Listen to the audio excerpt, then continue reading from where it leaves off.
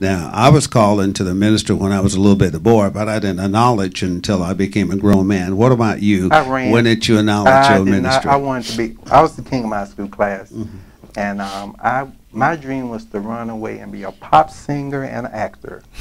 I could portray two personalities. That's how I wanted Mr. Northside of my school, because I had two personalities. So I walked away with the trophy as king. But see, that was my dream. I didn't want to be a minister because because raised in the Pentecostal church, those of you that got saved know that you have to sell out. You got to give up your way and do what God. And I didn't want that. I never was doing drugs. I don't think anybody wanted to. I wasn't doing drugs. So having said, I had girlfriends. Forgive me, Mom. But she didn't know it. But I was sneaking over their house in the car. But she didn't know that. But now she knows. But I did not want to be saved. It wasn't that I didn't want to be saved. I didn't want the responsibility of. The purity. No, I didn't. No, Pastor, because I knew I had to walk upright. Yes. And people were watching your life and that kind of stuff, And I just didn't want the burden, But when he kept messing with me, and I'm like, why don't you get you somebody else? And people was calling out, prophesying to me. Like, oh, leave me alone. I could go anywhere, and they just young. I was young. And then my Aunt Cassetta made it worse, because it's like I had like two mothers. My father went there, like I said, and when she came, things changed for me really. When I really just realized I had to lock down was when she prophesied to me and said, "You got daddy feet like my daddy." He had pastored 3 churches. I said, "Don't start, okay, Lerone. I've been all over this world, okay. I know what I see." And just sure enough, Well, what age were you when you acknowledged your calling? I was 17. You were 17? I was 16 going to 17. It was 30 years. Do you remember your first sermon? It was my first. No, I don't, because I was 16. But let me say this: my first big crusade was in '89. It was a flop. It was like 30 people came. Well, I was so embarrassed. I spent like $2,000-3,000 on the service. I was like just excited. But But hold on, the minister came. Let me tell you, it was a white minister. He came to me. He said, and back then I grew up on listening. You ever heard of Apostle Johnny Washington? No, out of New York. He's passed on now. He was apostolic minister, I think, and I preached holiness and hell sermons. And a lot of people telling me we ain't going to see him. So the church was like 30, 40 people. But after the service was over, I went to church like over 1,000 people. And the pastor of the church came as a white man. He said, "You, young man, you hold on." To me, it was a flop. But he prophesied, said, "Man, God's going to use you." He said, "Because what you saying is they're not saying anymore." And I was like, at the time, it didn't feel good because I was looking at, well, nobody here, but. Well, the word says, "What 2 or 3." Yeah. Are gathered together. Now I've learned that. Yeah. That was one of my concerns. When every time I preach, I don't have a packed out house. Yes. But I've learned over the years. Yeah. It's gotten pretty crowded now. One by one by one by one. Once you do one by one, then that counts up. A penny makes $1, and $1 makes 10, and so forth. What about you on your early ministry? I say, like everyone else, when I got called at an early age, but I didn't answer the call. And I didn't. You don't want it. Why is it that we because run we're the from chosen that? ones, the ones that don't want when you want, because he break, like, people don't understand, people don't understand when Paul was a prisoner. You have no rights. He was free, but he wasn't free. And people, when you said Paul was a prisoner, they think he was in chains. No. When you in prison, you go do what them people say, or what? Or what? You are a prisoner of God, and you have no choice but to obey him or else. And there are some things that he will withhold from you. There's some things that will happen to you, and you see other people going on, but because he has sealed you with a chosen, and it's just the chosen ones now. Many are called, but few.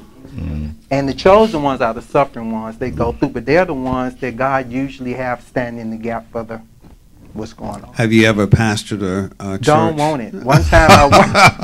Why? You have not been listening to me.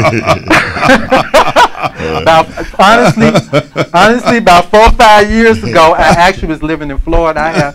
And I talked to this pastor, and I went to him. Y'all laughing, but I had actually went to him. I said, "Look, I want out of this. He said, what you mean you want? He said, you can't get out. Y'all laughing about my pastor. I said, I want out of this. He said, I said, I can't do this anymore. Nothing was going right. My enemies was prospering over me. And that's a hurtful feeling when you know something belongs to you and your enemies getting stuff. You know, and I was hurting, and I was just hurting. I saw him. He said, he ain't going to let you go. He said, your mouth, boy, you speak the truth, and God needs that. And I'm like, well, I don't want him to use me. And I'm being honest. It sounds comical, but I just don't want it. So from being a leader in that area, but you are a leader in terms of musical ministry. See, there are different kinds of ministry. On Sunday, I ministered a message about the calling. And the calling was, as I approach it from Ephesians chapter 4, verse 11, apostles, apostles, prophets, evangelists, pastors, and teachers in that area. Inclusive in that is that part of the musical contribution to the work of God, because David had thousands of voices that he put into his place. But for me, it was hard because I started out in evangelism. And I was writing songs when I was in my early teens. You was writing songs in your early teens? Songs. And gospel music? Gospel songs, lyrics. And the music is in my head, so I give it to one that plays by ear and can sing the songs. They pick it up like my first single out. But let me say this, there were gifts that I wasn't operating in. Like I was evangelizing, but I wouldn't do music. I've just now within the last 3 years, be able to do it all. And in 97, when I did a service, it was called The Timeless Legacy. I performed some of my original songs. You see them on YouTube. And then I went into the evangelistic realm. Then he moves me into the prophet. So I have like several of those gifts in one. The only thing I'm not is a pastor and apostle. I don't want it. You can have that.